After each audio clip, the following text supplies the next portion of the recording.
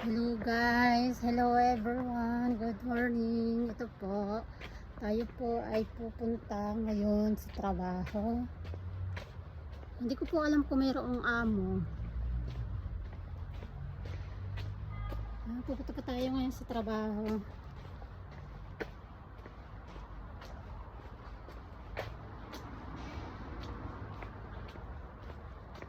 Hindi ko alam kung may amo.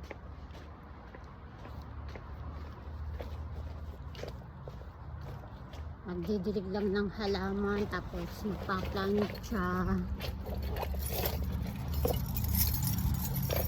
Oh my God. Hindi ko makita ang susi ko. Mga po hindi ko alam kung sila'y umuwi. Dahil wala pa akong sweldo.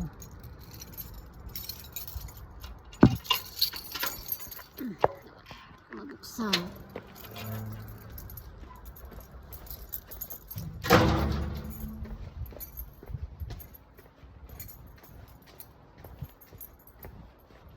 So, parang walang tao.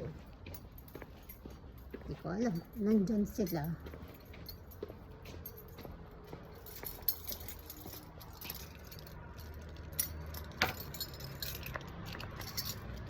Yan lang po guys. Bye.